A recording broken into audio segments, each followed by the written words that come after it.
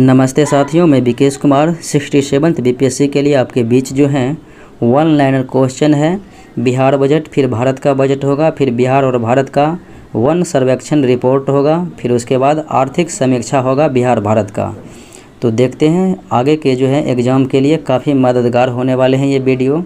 तो विधानमंडल में जो है बिहार विधानमंडल में 28 फरवरी 2022 को राज्य का आम बजट और उप मुख्यमंत्री का वित्त मंत्री जो है तारकिशोर प्रसाद थे, जो कि 2022-23 में 6 सूत्रों पर आधारित था ये बजट। और देखें तो 2022-23 के जो है बजट अनुमानित था। कुल व्यय जो है तो कुल व्यय राशियाँ जो था 2,37,691.19 करोड़ रुपया था। और इसके बाद में देखेंगे तो स्कीम व्यय जो है इसमें 1,230.25 करोड़ रुपया था। और स्थापना एवं प्रतिबद्ध व्यय जो है 1,37,460.94 करोड़ रुपया था। जबकि कुल प्राप्तियां देखेंगे राजस्व प्लस पूंजीगत प्राप्तियां तो ये हो जाएगा 2,37,891.51 करोड़ रुपया। और राजस्व प्राप्तियां इसमें जो है 1,96,704.51 करोड़ रुपया। और केंद्र सरकार से प्राप्त राजस्व हो जाएगा 1,49,181.89 करोड़ रुपया। और राज्य के अपने राजस्व जो हैं तो ये हो जाएंगे 4,75,000 यानी कि 47,522 रुपया हो जाएंगे। राज्य के अपने राजस्व तो 47,522.62 करोड़ रुपया हो जाएंगे। जबकि राजकोषीय घाटा देखेंगे तो 25,885.10 रुपया हो जाएंगे। और सकल राज्य घरेलू उत्पाद का जो है कितना प्रतिशत होंगे 3.4%। फिर अगले देखें आंकड़े को तो ये 2022-23 के जो हैं बिहार में 2,37,691.19 करोड़ रुपया का बजट था। और विकास दर 9.7% रहने का अनुमान, राजकोषीय घाटा 3.47% रहने का अनुमान है। ये विकास दर 9.7 और राजकोषीय घाटा 3.47। फिर बिहार बजट 2022-23 के 6 सूत्रों पर जो आधारित था तो विभिन्न मदों में जो है प्रावधान किया गया बजट का। जैसे पहले जो है स्वास्थ्य पर तो 16,134.19 करोड़ स्वास्थ्य पर। और उसके बाद शिक्षा पर देखेंगे तो 39,191.87 करोड़, तो शिक्षा पर जो है सर्वाधिक था। फिर उसके बाद उद्योग एवं उद्योग में निवेश 1,643.74। फिर कृषि एवं संबंध क्षेत्र में जो है 7,712.30। और उसके बाद आधारभूत संरचना 29,749.64। और उसके बाद जो है कल्याण में देखेंगे तो ये 12,375.7। तो यहाँ पर देखिए 39,191 लाख करोड़ रुपया जो है ये यानी कि 16.05% शिक्षा पर। तो ये आंकड़ा भी याद रखेंगे 16.05% और सर्वाधिक शिक्षा पर है तो ये भी याद रखेंगे 39,191 लाख करोड़। अगला सवाल देखें, ये आगे देखें तो 88 लाख घरों में नल जल का प्रबंध किया जाएगा और इथेनॉल उत्पादन के लिए 151 फैक्ट्रियां लगाई जाएगी। ये हो जाएगा ये दोनों आंकड़ा।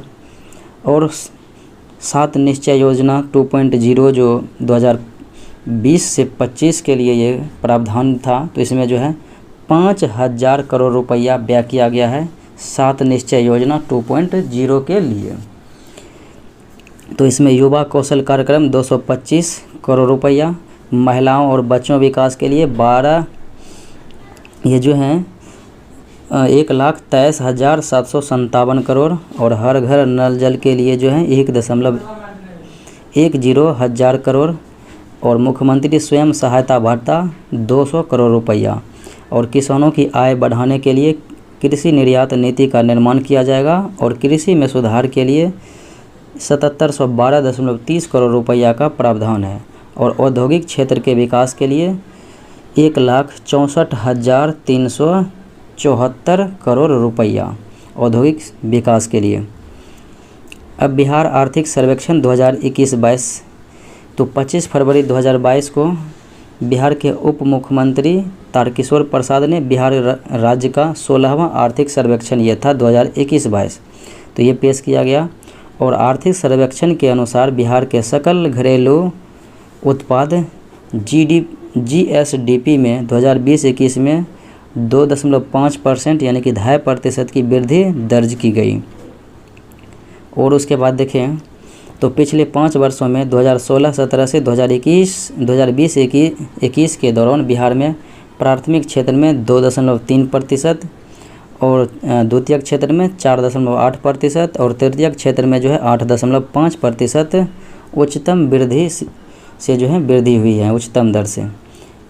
आगे आंकड़े देखें तो 2020-21 में राज्य सरकार के कुल खर्च में पिछले वर्ष की तुलना में 13.4% की वृद्धि हुई है, जो कि 1,65,696 करोड़ रुपया पहुँच गया है। जिसमें देखेंगे 26.203 करोड़ पूंजीगत व्यय और 1,39,493 करोड़ राजस्व व्यय के रूप में हैं। सर्वेक्षण अनुसार पिछले 5 वर्षों के दौरान कृषि और संबद्ध क्षेत्रों में, यहाँ पर देखिए ये आंकड़ा पूछा जाता है, कृषि और संबद्ध क्षेत्र में पिछले 5 वर्षों में 2.3% की वृद्धि दर्ज की गई।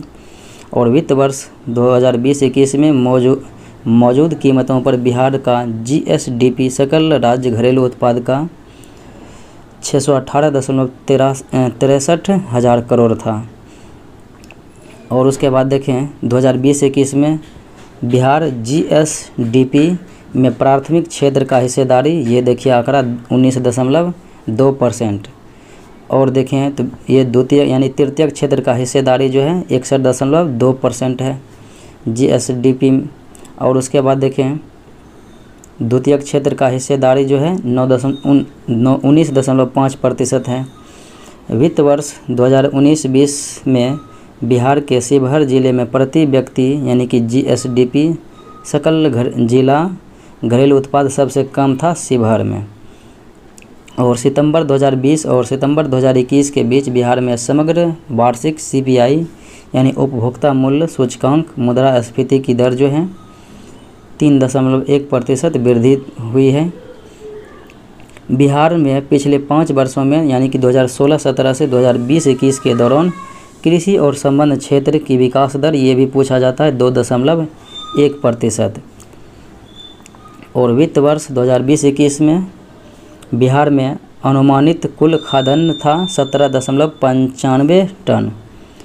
और बिहार ये जो है वित्त वर्ष 2020-21 में बिहार में 19 जिले बाढ़ प्रभावित थे।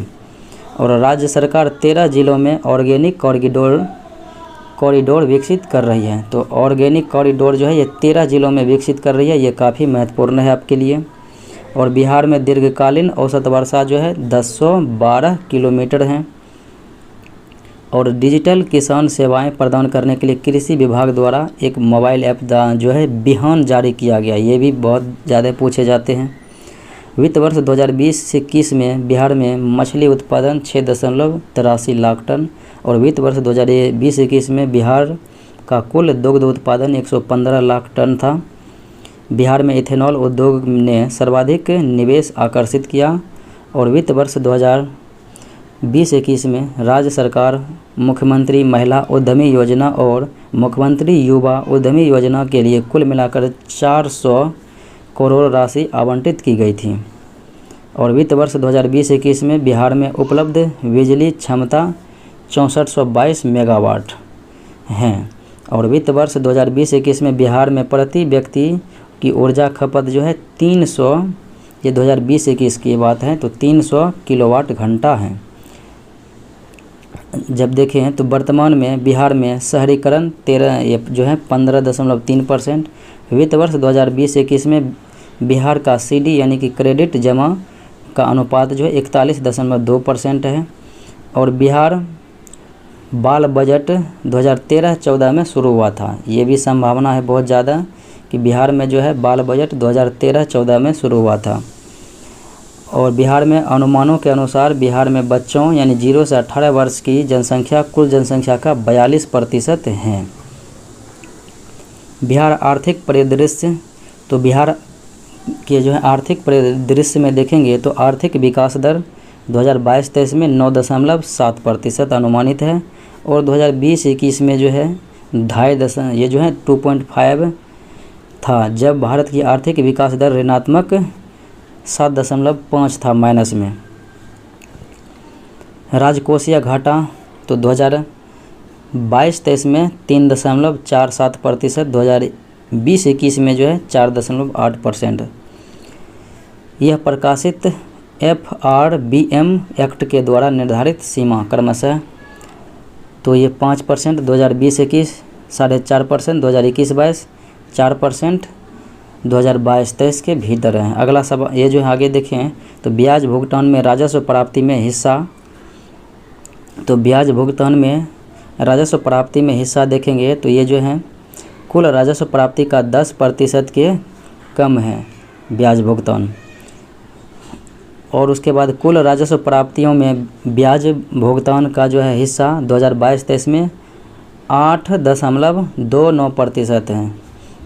2022-23 में जो है कुल राजस्व प्राप्ति में ब्याज भुगतान 8.29% है। राजस्व संग्रह की संरचना तो वित्तीय वर्ष 2022-23 के दौरान राज्य की राजस्व संरचना निम्नवत रहने का अनुमान है। तो केंद्रीय करों में राज्यों का हिस्सेदारी 46%, केंद्रीय अनुदान 30%, राज्य सरकार का स्वयं का राजस्व कर 21% और राज्य का अपना कर भिन्न, तो राज्य का अपना कर भिन्न राजस्व 3%। क्षेत्रवार व्यय संरचना तो सामाजिक सेवाएं में 41%, सामाजिक से ये सामान्य सेवा में 28, आर्थिक सेवाएं में 25, लोक ऋण में 6% और सहायता एवं अनुदान जो है 0% है। और 2022-23 के लिए राजस्व व्यय 19 यानी 1,91,957 करोड़ रुपया अनुमानित है। 2022-23 के लिए पूंजीगत व्यय तो ये 45,735 करोड़ रुपया अनुमानित है।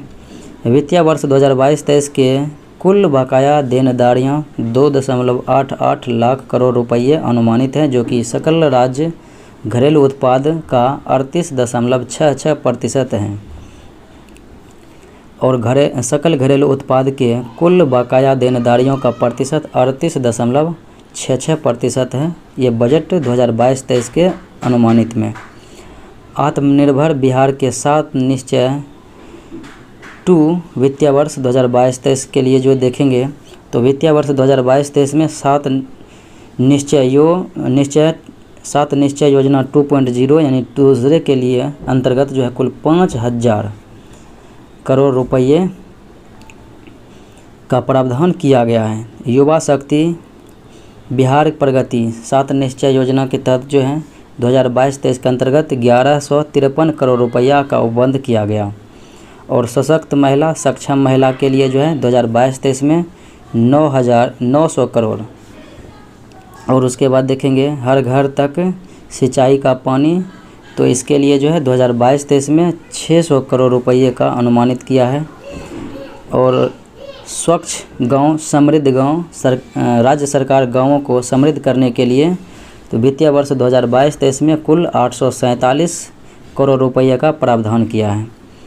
स्वच्छ शहर विकसित शहर के लिए 2022-23 के बजट में जो है वित्तीय वर्ष में 550 करोड़ रुपये का प्रावधान। और सुलभ संपर्कता के लिए जो है 2022-23 में 450 करोड़ रुपये का उपबंध किया गया है।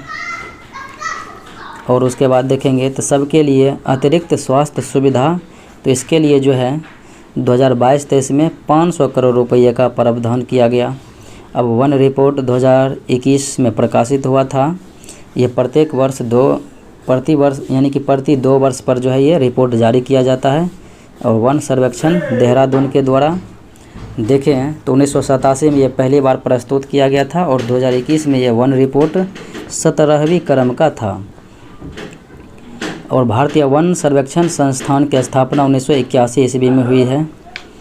देखें तो ये जो है बिहार का कुल क्षेत्रफल जो है 94,163 वर्ग किलोमीटर है। तो कुल बहुत घना वन जो है 333.42 वर्ग किलोमीटर, मध्यम घना वन है 3285.83 वर्ग किलोमीटर, खुला वन जो है ये 3761.54 वर्ग किलोमीटर। और संपूर्ण वन क्षेत्रफल अगर देखेंगे तो ये हो जाएगा 74,380.79 वर्ग किलोमीटर। संपूर्ण वन क्षेत्र 74,380.79 वर्ग किलोमीटर। अगर 1% देखेंगे तो ये हो जाएगा 7.84%, ये भौगोलिक क्षेत्र का। और झाड़ी क्षेत्र 235.89 वर्ग किलोमीटर। और 2 साल में बढ़ा वन क्षेत्र 74.80 वर्ग किलोमीटर। सबसे अधिक वन क्षेत्रफल वाला जिला कैमूर है, जिसका कि वन क्षेत्रफल 1051.56 वर्ग किलोमीटर है। और बिहार में सबसे अधिक प्रतिशत वन क्षेत्रफल वाला जिला प्रतिशत में भी कैमूर ही है। यहाँ पर जो है 31.56% पर जो है वनों का विस्तार है। और जिलेवार बिहार में देखें वनों की स्थिति, तो सर्वाधिक वन क्षेत्रफल वाले 3 जिला, तो सबसे अधिक जो है कैमूर में है, पश्चिमी चंपारण में है, फिर रोहतास में है। कैमूर, पश्चिम चंपारण, रोहतास। और न्यूनतम वन क्षेत्रफल वाले 3 जिला देखेंगे शेखपुरा, अरवल, जहानाबाद। शेखपुरा में 1.19 किलोमीटर है वर्ग किलोमीटर, अरवल में 4.14 वर्ग किलोमीटर और जहानाबाद में 4.43 वर्ग किलोमीटर है। फिर उसके बाद सर्वाधिक 1% में 3 जिला देखेंगे तो कैमूर, जमुई, नवादा। 3 जिला कैमूर, जमुई जो है नवादा। और वन क्षेत्रफल में ही जो है प्रतिशत में देखेंगे न्यूनतम में 3 जिला, तो प्रतिशत के अनुसार से शेखपुरा हो जाएगा, बक्सर हो जाएगा और सिवान हो जाएगा। यानी कि सर्वाधिक 1% और सर्वाधिक वन कैमूर में, सर्वाधिक और न्यूनतम 1% शेखपुरा में। सर्वाधिक क्षेत्रफल में वन वृद्धि करने वाले 3 जिला, जहां पर कि सर्वाधिक क्षेत्रफल जो है 2019 से 21 के दौरान वृद्धि हुआ था। सबसे अधिक बांका में हुआ, फिर जमुई में, फिर गया में। यानी कि सर्वाधिक जो है बांका में हुआ। और सर्वाधिक क्षेत्रफल में कमी वाले 3 जिला जो हैं तो कैमूर में कमी हुई, सुपौल में और रोहतास में। तो सर्वाधिक कमी जो है ये जो है कैमूर में हुई थी। वृक्ष आवरण देखेंगे तो कुल क्षेत्रफल का जो है 2.34 वर्ग किलोमीटर है। और उसके बाद बिहार में वृक्ष आवरण का प्रतिशत 2.48% है। और कुल वन आवरण एवं वृक्ष आवरण प्रतिशत देखेंगे तो यहाँ पर देखिए तो वृक्ष आवरण है जो है 2.48% है और जो है वन आवरण है 7.84। तो दोनों को इंक्लूड करेंगे तो 10.32 हो जाएगा, यानी कि वन और वृक्ष आवरण का प्रतिशत। फिर उसके बाद देखें सर्वाधिक जो है पश्चिमी चंपारण में ये सघन वन है। उसके बाद अगर देखें तो मध्यम वन, तो यहाँ पर देखिए अति घन उन वनों को कहते हैं जहाँ वन आवरण जो है 70% से अधिक हो, जैसे कि पश्चिमी चंपारण में जो है सर्वाधिक घना वन है। और मध्यम वन उसे कहते हैं जहाँ पर 40 से 70% के बीच हो वन आवरण, तो यहाँ पर मध्यम में भी पश्चिमी चंपारण है। और खुले वन उन वनों को कहते हैं जहाँ वन आवरण 10 से 40% के बीच हो, जिसमें खुले वन में जो है पहले स्थान पर कैमूर, फिर घने वन में, मध्यम वन में, ये दोनों में जो है हो जाएगा पश्चिमी चंपारण। झाड़ी क्षेत्र उनको कहते हैं जहाँ वृक्ष आवरण जो है 10% से भी कम होगा तो उसे झाड़ी क्षेत्र कहेंगे। बिहार में सघन वन जो है 333 वर्ग किलोमीटर है और मध्यम रूप से घने वन जो है 3286 वर्ग किलोमीटर और कुल ये जो है खुले वन जो है 3762 वर्ग किलोमीटर है और झाड़ी क्षेत्र है 235.89 वर्ग किलोमीटर। 2 साल में बढ़ा वन क्षेत्र में कुल 74.80 वर्ग किलोमीटर, जिसे बोल सकते हैं लगभग 75 वर्ग किलोमीटर। और वाल्मीकि टाइगर रिजर्व के 796.12 वर्ग किलोमीटर में वन है, जो कुल टाइगर रिजर्व क्षेत्रफल का 928.80 वर्ग किलोमीटर का, यानी कि 85.71% हैं। कुल टाइगर रिजर्व का जो है 85.71% वन है वाल्मीकि टाइगर रिजर्व पश्चिमी चंपारण में। बिहार में पर्णपाती या पतझड़ वाले वन पाए जाते हैं। सदाबहार यहाँ जो है सदाबहार वन नहीं पाए जाते हैं बिहार में, केवल पर्णपाती पतझड़ वन पाए जाते हैं। उत्तर बिहार में आर्द्र पर्णपाती वन पाया जाता है और दक्षिण बिहार में जो है शुष्क पर्णपाती वन पाया जाता है। तो उत्तर में आर्द्र हो जाएगा और दक्षिण में शुष्क हो जाएगा पर्णपाती वन। ये बिहार में इस प्रकार के वन पाए जाते हैं। तो अब देखते हैं भारत के बजट और आर्थिक सर्वेक्षण, उसके बाद वन रिपोर्ट। अब केंद्रीय बजट, आर्थिक समीक्षा, वन रिपोर्ट और बाघ गणना को देखते हैं, जो कि इस प्रकार से है। और ये एडिटोरिया प्रकाशन से लिया गया है, क्योंकि यहीं का फैक्ट जो है बहुत बढ़िया लगा था।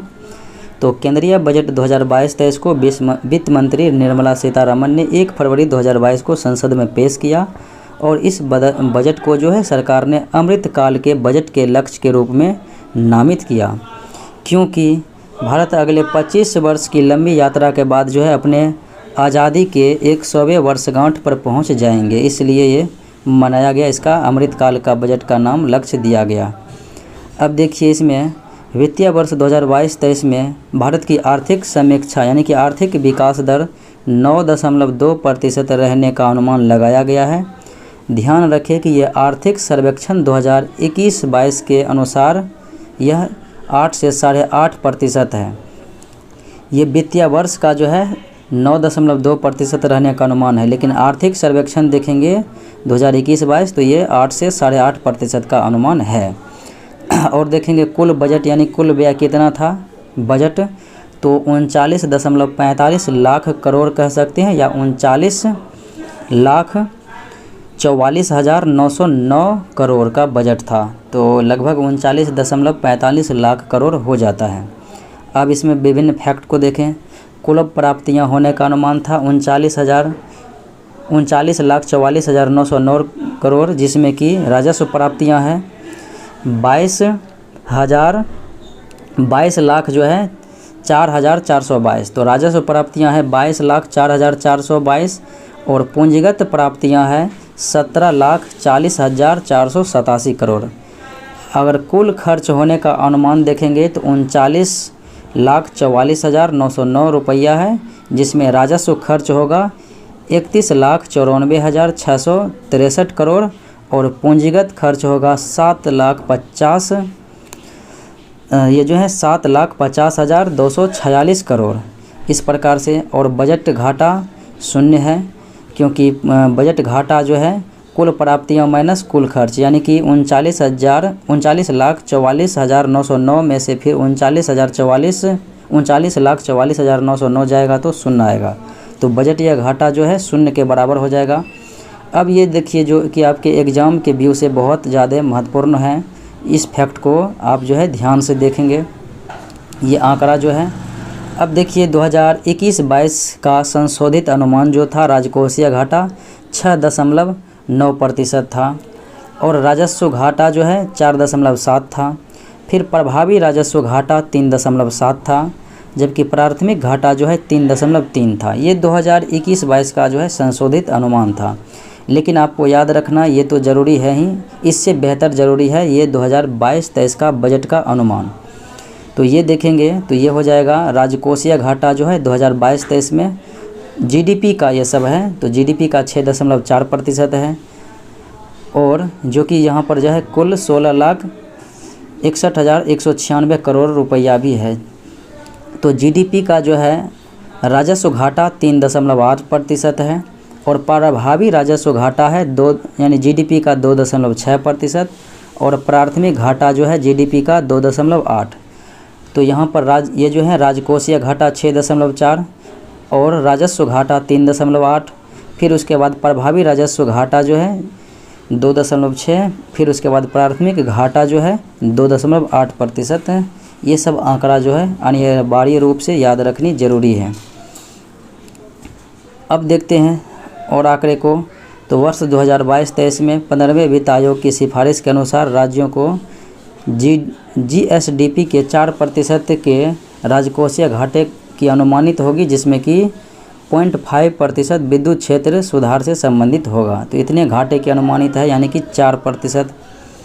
फिर उसके बाद देखें तो सरकार ने 2025-26 तक राजकोषीय घाटा को जीडीपी का 4.5 यानी कि 4.5% लाने का लक्ष्य रखा है 2025-26 तक।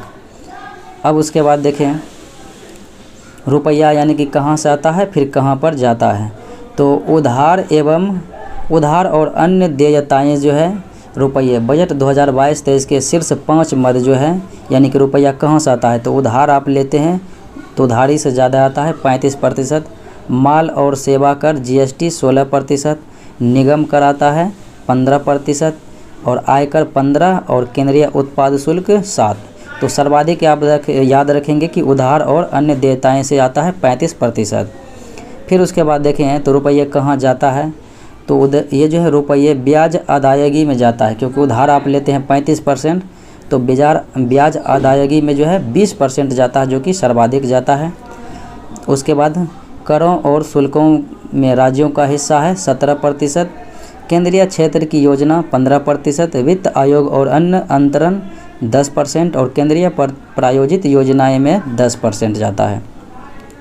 तो आत्मनिर्भर भारत के दृष्टिकोण को प्राप्त करने के लिए सरकार जो है PLI यानी कि प्रोडक्शन लिंक्ड इनिशिएटिव स्कीम 14 सेक्टरों यानी कि 14वां सेक्टर ड्रोन के लिए लाई थी। अब देखते हैं ये जो है बजट 2022-23 में PLI के 14 सेक्टरों में से एक सेक्टर जो है high efficiency solar PV modules हैं और ये जो है 19,500 करोड़ रुपये को आवंटित करने की घोषणा की गई है। तो इसके तहत 2030 तक जो है 280 गीगावाट सौर ऊर्जा का लक्ष्य रखा गया है। अब उसके बाद देखें तो केंद्रीय बजट 2022-23 में PM गति शक्ति यानी इसको संचालन करने के लिए सरकार ने 7 इंजन या कारक को निर्धारित किया गया है।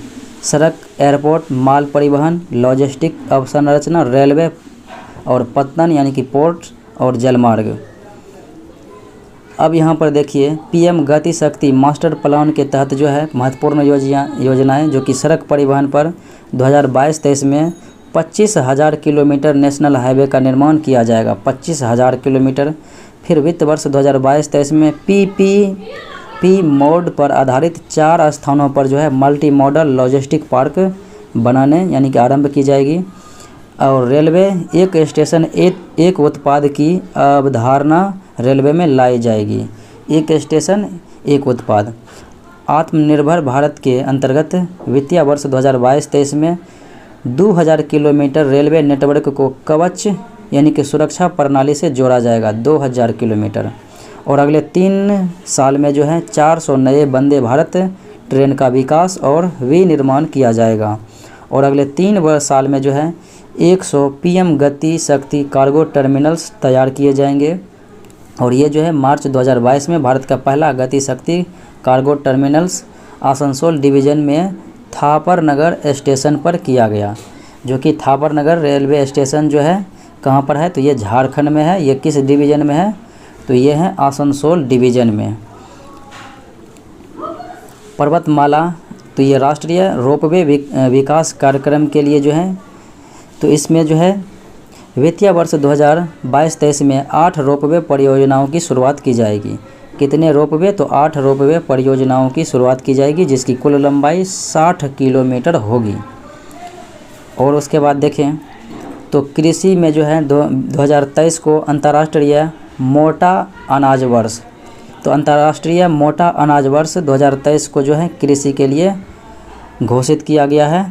और यानी कि संयुक्त राष्ट्र महासभा द्वारा जो है मार्च 2021 में भारत की ओर से पेश किए गए प्रस्ताव को सर्वसम्मति से स्वीकार करते हुए 2023 को जो है अंतर्राष्ट्रीय मोटा अनाज वर्ष घोषित किया गया है। तो महासभा के द्वारा यानी कि संयुक्त राष्ट्र के द्वारा भी ये घोषित किया गया है और भारत भी घोषित किया है अंतर्राष्ट्रीय मोटा अनाज वर्ष 2023 को। फिर उसके बाद देखें तो गंगा नदी के दोनों तरफ 5 किलोमीटर किसानों को रसायन मुक्त प्राकृतिक खेती करने पर बढ़ावा दिया जाएगा। कितने किलोमीटर? 5 किलोमीटर। और खेतों में कीटनाशियों का छिड़काव करने और पोषक तत्वों के लिए किसान ड्रोन के प्रयोग को बढ़ावा दिया जाएगा। अब देखते हैं बजट 2022-23 में 5 नदी लिंक परियोजना को जोड़े जाने की घोषणा की गई, जो कि निम्न प्रकार है: दमनगंगा, पिनजाल और तापी नर्मदा, गोदावरी कृष्णा और कृष्णा पेन्नार और पेन्नार कावेरी।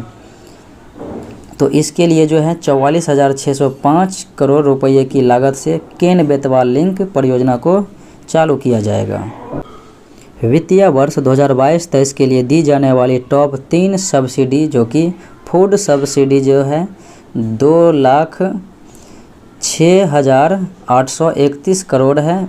और उसके बाद देखेंगे फर्टिलाइज़र सब्सिडी में जो है 1,05,222 करोड़। फिर उसके बाद पेट्रोलियम सब्सिडी 5 यानी कि 5813 करोड़ है। तो सर्वाधिक जो है फूड सब्सिडी दिए जाने की घोषणा की गई है, सबसे अधिक फूड पर। उसके बाद शिक्षा पर देखेंगे तो PM ई विद्या योजना के तहत 1 क्लास 1 टीवी चैनल कार्यक्रम को 12 टीवी चैनलों से बढ़ाकर 200 टीवी चैनल किया जाएगा। और ये 1 से 12वीं तक के छात्रों के लिए जो है अपनी क्षेत्रीय भाषा में अनुपूरक शिक्षा प्रदान कर सकेंगे। उसके बाद देखेंगे तो व्यावसायिक पाठ्यक्रम के तहत कौशल को बढ़ावा देने के लिए 2022-23 में विज्ञान और गणित में 750 वर्चुअल प्रयोगशालाओं और समकालीन शिक्षण परिवेश के लिए 75 स्किलिंग ई-लैब्स की स्थापना की जाएगी। और उसके बाद देखें तो बजट में डिजिटल विश्वविद्यालय की स्थापना की घोषणा की गई है। और यह विश्वविद्यालय नेटवर्क आधारित हब स्पोक मॉडल पर बनाया जाएगा। और हेल्थ में अगर देखेंगे तो नेशनल डिजिटल हेल्थ इकोसिस्टम को लागू किया जाएगा। इसके तहत जो है 23 टेलीमेंटल हेल्थ सेंटर्स का एक नेटवर्क स्थापित होगा। उसके बाद देखें महिलाओं और बच्चों के समग्र स्वास्थ्य लाभ के लिए मिशन शक्ति, मिशन वात्सल और सक्षम आंगनबाड़ी और पोषण 2.0 को शुरू किया जाएगा। तो इसके लिए जो है 2 लाख आंगनबाड़ियों को सक्षम आंगनबाड़ी के रूप में समन्वय किया जाएगा। अब आर्थिक सर्वेक्षण 2021-22 है। तो ये जो है आर्थिक सर्वेक्षण 2021-22 31 जनवरी 2022 को भारत की आर्थिक सर्वेक्षण 2021-22 संसद में प्रस्तुत किया गया। और याद रहे कि आर्थिक सर्वेक्षण जो है हमेशा बजट के एक दिन पहले प्रस्तुत किया जाता है। बजट 1 फरवरी, तो ये 31 जनवरी को पेश किया गया था। और आर्थिक सर्वेक्षण 2021-22 का प्रमुख आर्थिक सलाहकार जो है संजीव सान्याल के मार्गदर्शन में पेश किया गया था। और उसके बाद देखें तो ये जो है आर्थिक सर्वेक्षण 2021-22 के अनुसार भारत की GDP में वृद्धि और राजकोषीय घाटा का अनुमान इस प्रकार से है।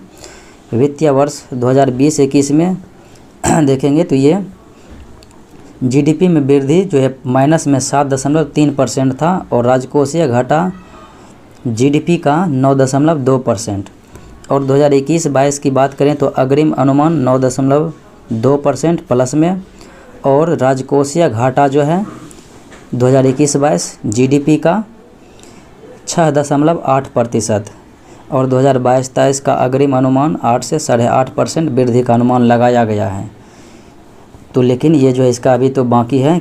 अब आगे देखें तो अस्थिर मूल्य पर 2011-12 कीमतों पर GVA की वार्षिक वृद्धि अनुमान।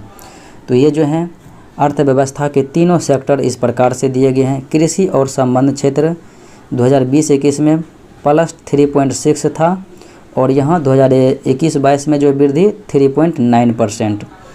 और उसके बाद उद्योग को देखेंगे तो खनन और निर्माण सहित -7% में था। और यहाँ जो है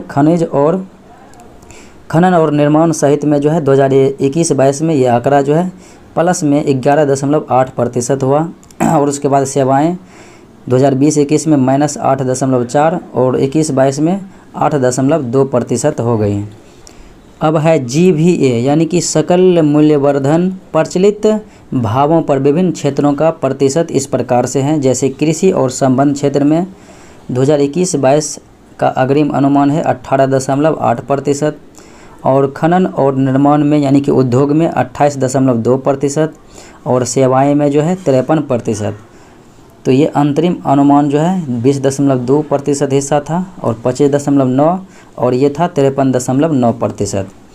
अब आगे फैक्ट्स को देखेंगे तो कृषि और संबंध क्षेत्रों का वास्तविक GVA वित्तीय वर्ष 2020-21 में 20.4 लाख करोड़ एवं 2021-22 में 21.2 लाख करोड़ रुपया अनुमानित हैं।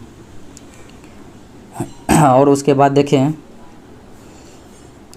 भारत पर विदेशी ऋण सितंबर 2021 के अंत तक, तो ये आपको याद रखनी जरूरी है, 593.1 बिलियन अमेरिकी डॉलर है। भारत पर विदेशी ऋण सितंबर 2021 के अंत तक है 593.1 बिलियन डॉलर अमेरिकी डॉलर।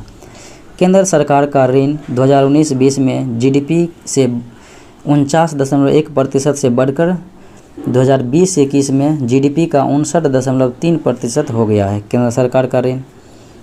अब वैश्विक महामारी के कारण भी पिछले 2 वर्षों में भारत का भुगतान संतुलन अधिशेष रहा। अब देखेंगे भारत के द्वारा टॉप 5 निर्यात और आयात की जाने वाली वस्तुएं, और ये अप्रैल से नवंबर 2021 के दौरान की गई जो वस्तुएं हैं वो आंकड़ा है। तो पहला स्थान पर जो है निर्यात की जाने वाली में सबसे पहले स्थान पर पेट्रोलियम है, जो कि आपको याद रखना बहुत ही अनिवार्य है। ये निर्यात की जाने वाली है यहाँ, यानी कि यहाँ से भेजने के लिए एक्सपोर्ट करते हैं। अब आयात जो करते हैं आप जो, वो कच्चा पेट्रोलियम, तो सर्वाधिक कच्चा पेट्रोलियम का आयात हुआ और निर्यात हुआ पेट्रोलियम उत्पाद का। दूसरे स्थान पर मोती कीमती पत्थर निर्यात किए हैं और आयात किए हैं सोना। तीसरे स्थान पर लोहा और इस्पात निर्यात किए हैं और पेट्रोलियम उत्पाद आयात किए हैं। ड्रग फॉर्म्यूलेशन बायोलॉजिकल ये निर्यात किए हैं चौथे स्थान पर, और मोती और कीमती पत्थर आयात किए हैं चौथे स्थान पर। सोने और अन्य कीमती धातु के आभूषण निर्यात किए हैं 5वें क्रम में, और कोयला, कोक और ब्रिकेट ये आयात किए हैं 5वें स्थान पर। अब आंकड़ा देखेंगे शीर्ष 5 कृषि निर्यात उत्पाद। तो पहला जो है सबसे पहले समुद्री उत्पाद किए, और दूसरे में जो है चावल उत्पाद किए, चावल उत्पाद निर्यात किए हैं बासमती को छोड़कर, और तीसरे में मसाले, चौथे में चीनी और 5वें में भैंस का मांस। यानी कि ये टॉप 5 जो है कृषि निर्यात की जाने वाली। तो सबसे अधिक निर्यात हम क्या किए हैं कृषि निर्यात में? समुद्री उत्पाद। दूसरे स्थान पर चावल, तीसरे स्थान पर मसाले, चौथे स्थान पर चीनी। अब वित्तीय वर्ष 2021-22 अप्रैल नवंबर में टॉप 5 आयातक एवं निर्यातक देश। तो हमने सर्वाधिक जो है निर्यात किसको किया है 2021-22 में? तो ये किए हैं अमेरिका को। और उसके बाद देखेंगे दूसरे स्थान पर जो है यूएई है, और तीसरे स्थान पर चाइना है, चौथे स्थान पर बांग्लादेश है, 5वें पे हांगकांग है। और हमने 2021-22 के दौरान सर्वाधिक आयातित किया है किस देश से? तो सबसे अधिक आयात किए हैं चाइना से। दूसरे स्थान पर है यूएई, तीसरे पर अमेरिका, चौथे पर है सऊदी अरब और 5वें पर है इराक। तो यहाँ पर ध्यान रखने योग्य बात यह है कि 2021-22 में हमने निर्यात किए हैं, यानी कि वस्तुएं भेजी है अमेरिका के पास, और मंगाए हैं कहाँ से? तो चाइना से मंगाए हैं। अब देखते हैं प्रमुख आंकड़े को। प्रत्यक्ष विदेशी निवेश एफडीआई, तो टॉप 3 जो है निवेश करने वाले देश देखेंगे। तो ये जो है सर्वाधिक निवेश करने वाले एफडीआई में जो है सिंगापुर हैं, और उसके बाद देखेंगे तो उसके बाद अमेरिका है, मॉरिशस है। भारत में टॉप 3 निवेश करने वाले देश में सिंगापुर पहले स्थान पर है। अब देखते हैं तो भारत में टॉप 3 जो है एफडीआई को आकर्षित करने वाला क्षेत्र कौन सा था? तो सबसे अधिक आकर्षित करने वाला क्षेत्र कंप्यूटर, सॉफ्टवेयर और हार्डवेयर ये था। दूसरे स्थान पर ऑटोमोबाइल उद्योग, और तीसरे स्थान पर सेवा क्षेत्र। फिर देखते हैं आर्थिक सर्वेक्षण 2021-22 की प्रमुख आंकड़ों को। तो 2020-21 के चौथे अग्रिम अनुमान के अनुसार देश के कुल खाद्यान्न उत्पाद का कितना मिलियन टन होने का अनुमान है? तो 308.65 मिलियन टन अनुमान होने का जो है अनुमान है। अब ये आंकड़े देखते हैं। तो भारत में तिलहन उत्पाद 2015-16 से 2020-21 तक कितना प्रतिशत बढ़ा है? तो 43% जो है तिलहन उत्पाद बढ़ा है, 43। उसके बाद भारत में दलहन उत्पाद 2013-14 से 2021-22 यानी कि चौथा अग्रिम अनुमान तक कितने प्रतिशत बढ़ोतरी हुआ है? 33%। तिलहन 43 और दलहन ये जो है 33%। और दलहन का उत्पाद 2021-22 चौथा अग्रिम अनुमान 257.2 लाख टन है। भारत दुनिया का सबसे बड़ा दलहन उत्पादक देश है। भारत जो है दुनिया का सबसे बड़ा दलहन उत्पादक देश है। वैश्विक उत्पाद जो है, वैश्विक उत्पाद का 25% भारत में होता है। गन्ने का औसत उत्पादित था 35.5 करोड़ टन।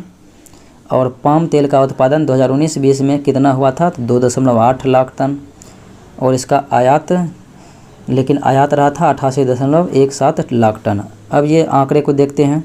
वर्ष 2020-21 के कृषि आधारित उत्पाद आंकड़े जो है आर्थिक सर्वे के अनुसार, तो ये जो है तिलहन कितना हुआ था 36.1 मिलियन टन 2020-21 में। चीनी 32.6 मिलियन टन, दूध 210 मिलियन टन, मांस 8.8 मिलियन टन और मत्स्य 145 मिलियन टन और अंडा 122.11 बिलियन। अब देखते हैं तो यहाँ पर वर्ष 2020-21 के अंडे की प्रति व्यक्ति उपलब्धता 91 अंडे प्रति वर्ष रहा था। और 2020-21 में दूध की अखिल भारतीय प्रति व्यक्ति उपलब्धता 427 ग्राम, ये जो है पूछा जाता है ये दोनों। तो 91 अंडे जो है प्रति वर्ष रहा था, अंडे का जो है प्रति व्यक्ति उपलब्धता, और दूध का रहा था 427 ग्राम प्रतिदिन। अब देखें तो सरकार कृषि लागत एवं मूल्य आयोग CACP की सिफारिशों के आधार पर कितने अनिवार्य कृषि फसलों का MSP तय की गई है, तो 22 कृषि फसलों का जो है MSP तय की गई है 22, जिसमें कि 22 अनिवार्य फसलों में 14 खरीफ फसल है, 6 रबी फसल है और 2 व्यावसायिक फसल है, जिसमें कि जूट और खोपड़ा भी शामिल है। तो यानी कि रबी और व्यावसायिक और खरीफ ये तीनों प्रकार के फसल हैं। तो 14 खरीफ हैं, 6 रबी हैं और 2 व्यावसायिक हैं। तो इस प्रकार से 22 फसलें जो है MSP में हैं। अब देखिए कुल ये जो है शुद्ध सिंचित क्षेत्र का हिस्सा देश के कुल शुद्ध बुआई की गई क्षेत्र का 49% रहा था। कुल यानी शुद्ध सिंचित क्षेत्र बुआई की गई क्षेत्र का 49%। अब देखते हैं वैश्विक उत्पादन में भारत के विभिन्न कृषि मद का स्थान। अंडा में भारत जो है 3रे स्थान पर है, मांस में 8वें स्थान पर है, मछली में 2रे पर है और दुग्ध में 1ले स्थान पर है और चीनी में 2रे स्थान पर है। तो चीनी मछली में 2रे, दुग्ध में 1ला, अंडा में 3रा और मांस में 8वें स्थान पर है। अब देखते हैं देश का दूसरा सबसे बड़ा कृषि आधारित उद्योग, तो यह है चीनी उद्योग। 1ले स्थान पर जो है कपास उद्योग है। और दुनिया में चीनी का सबसे बड़ा उपभोक्ता देश जो है ये भारत ही है। देश में कृषि के बाद दूसरा सबसे बड़ा रोजगार सृजन करता तो यह है कपड़ा उद्योग। भारत वनस्पति तेल का दूसरा सबसे बड़ा उपभोक्ता एवं नंबर 1 आयातक हैं। आर्थिक सर्वेक्षण 2021-22 के अनुसार देखें तो 2020-21 में सड़क निर्माण की सीमा प्रतिदिन कितने किलोमीटर हो गई, 36.5 किलोमीटर हो गई। और 2020-21 में 13,327 किलोमीटर सड़कों का निर्माण किया गया और 64.45 लाख किलोमीटर सड़कों के साथ संयुक्त राज्य अमेरिका के बाद दुनिया में दूसरा सबसे बड़ा देश भारत ही है। अब देखेंगे 68,102 किलोमीटर से अधिक मार्ग के साथ भारतीय रेलवे दुनिया का तीसरा सबसे बड़ा रेलवे नेटवर्क है। रेलवे मंत्रालय ने 24 मार्च 2022 के आंकड़े के अनुसार 6100 रेलवे स्टेशनों पर वाईफाई सुविधा लगा दी गई है और 6100वें यानी 6100वें क्रम के वाईफाई वाला रेलवे स्टेशन है उबरनी। इस सर्वेक्षण के अनुसार भारतीय रेलवे पुनः किस वर्ष तक शून्य कार्बन उत्सर्जन का लक्ष्य रखा है। 2030 तक भारतीय रेलवे जो है शून्य कार्बन उत्सर्जन का लक्ष्य रखा है और इस लक्ष्य को प्राप्त करने के लिए रेलवे दिसंबर 2023 तक अपने नेटवर्क का 100% विद्युतीकरण करेगा। तो 2023 तक जो है रेलवे 100% जो है विद्युतीकरण करेगा। और 24 मार्च 2022 के रेलवे मंत्रालय के आंकड़ों के अनुसार कोंकण रेलवे का 100% विद्युतीकरण हुआ है। वर्ल्ड स्टील एसोसिएशन ने के नवंबर 2021 के प्रेस विज्ञप्ति के अनुसार नवंबर 2021 के कच्चे इस्पात का उत्पादन कितना मिलियन टन रहा था, तो 143.3 मिलियन टन रहा था। विश्व निवेश रिपोर्ट 2021 के अनुसार सेवा क्षेत्र FDI अंतर्प्रवाह का 5वां सबसे बड़ा प्राप्तकर्ता है भारत। और वैश्विक सेवाओं के निर्यात में भारत का हिस्सा है 2020 में 4.1%। अब देखते हैं राज्यों की GVA में सेवा क्षेत्र में हिस्सेदारी। तो सबसे ज़्यादा हिस्सेदारी जो है चंडीगढ़ का है 2020-21 में सेवा क्षेत्र में 74%। सिक्किम सबसे कम है 24.25% और बिहार है 57.14%। तो ये तीनों आंकड़ा रखना अनिवार्य है। सबसे ज़्यादा चंडीगढ़ सेवा क्षेत्र में हिस्सा जो है 74%, सिक्किम सबसे कम है 24.25 और बिहार है 57.14%। वित्त वर्ष 2021-22 अप्रैल दिसंबर में सेवा व्यापार जो है तो सेवा निर्यात 177.7 बिलियन अमेरिकी डॉलर रहा था और सेवा आयात 103.3 बिलियन अमेरिकी डॉलर रहा था। और शीर्ष सेवा निर्यात कंप्यूटर व्यवसाय और परिवहन सेवाएं थी और निर्यात 80% हिस्सा कंप्यूटर का था जिसमें।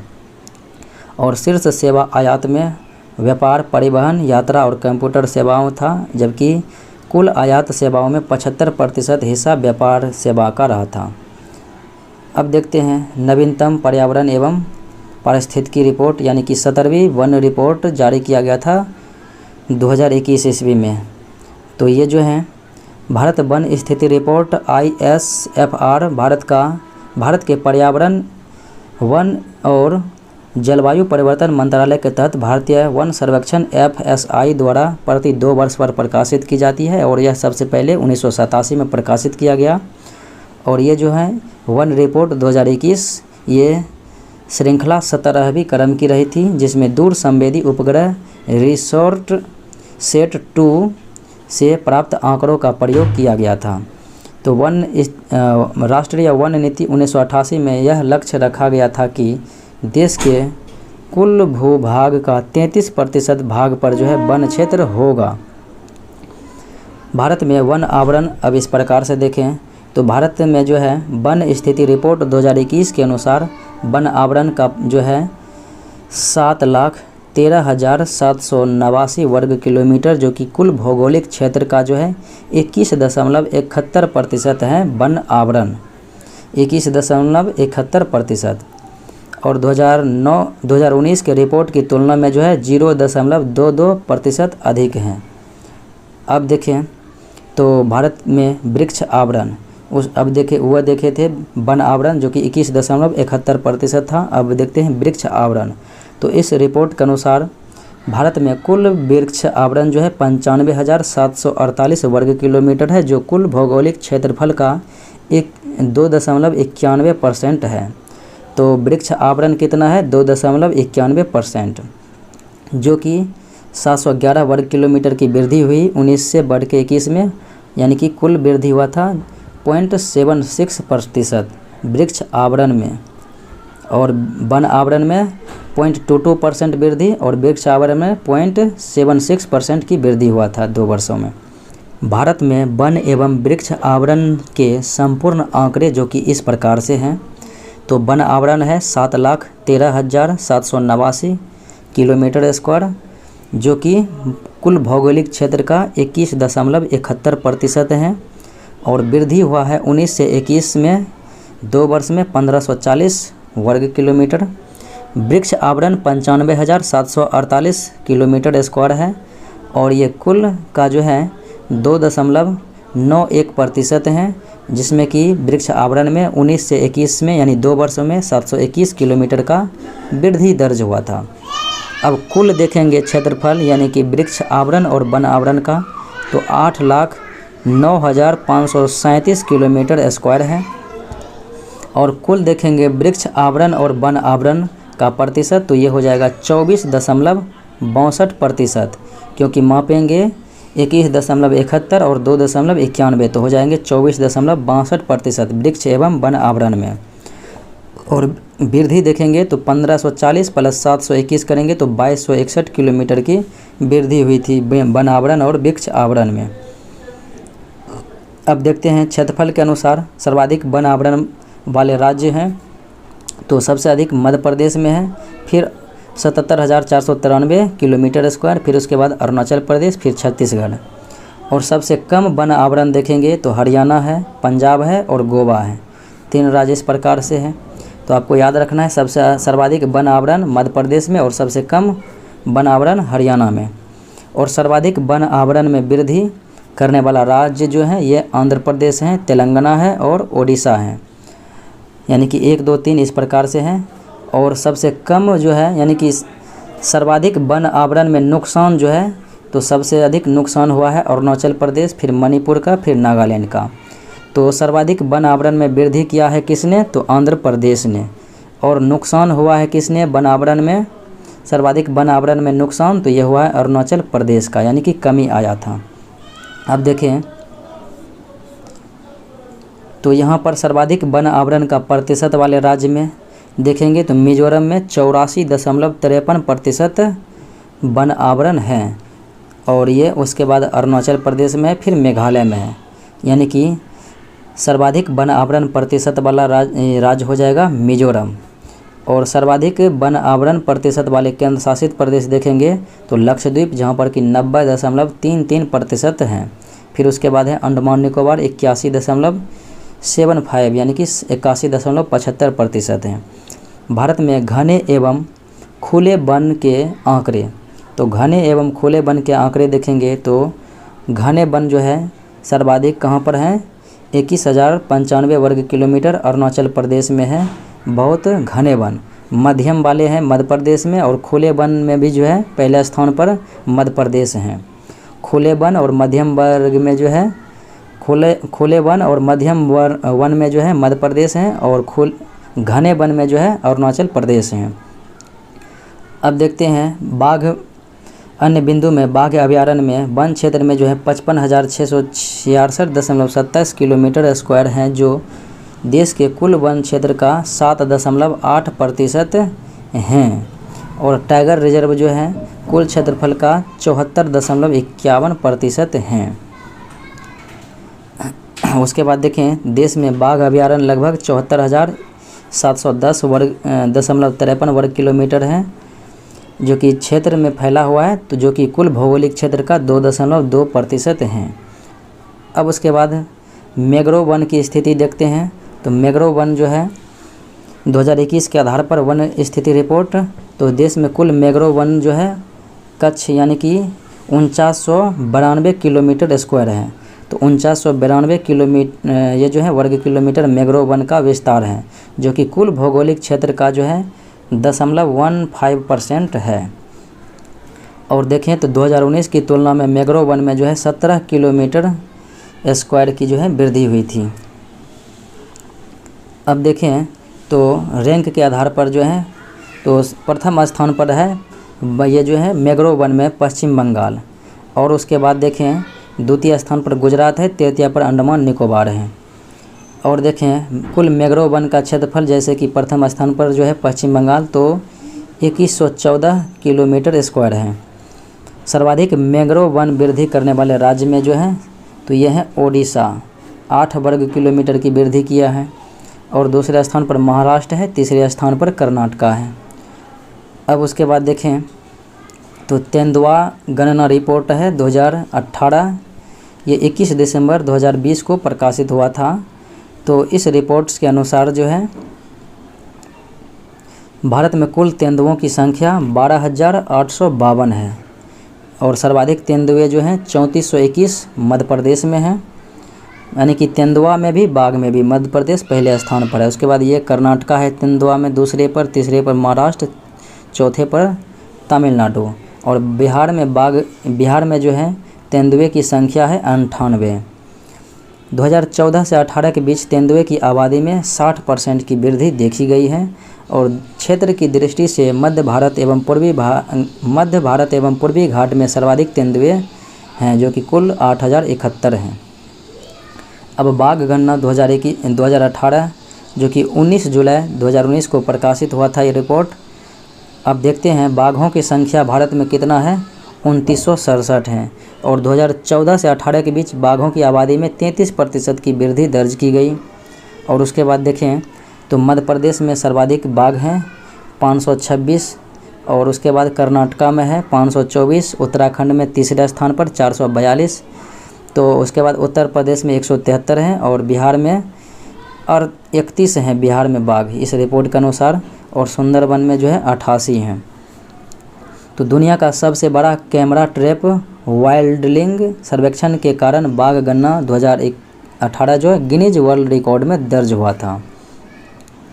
तो जिम कॉर्बेट टाइगर रिजर्व जो कि उत्तराखंड में है, जहाँ पर कि देश का सबसे ज़्यादा बाघ 231 बाघ जो है यहीं पर जिम कॉर्बेट टाइगर रिजर्व में है।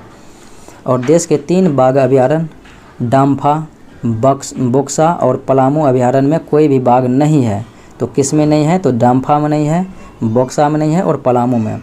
भारत में कुल बाघ की आबादी 63% है। भारत में कुल बाघ की आबादी 63% है, यानी कि 1923 टाइगर रिजर्व में रहते हैं।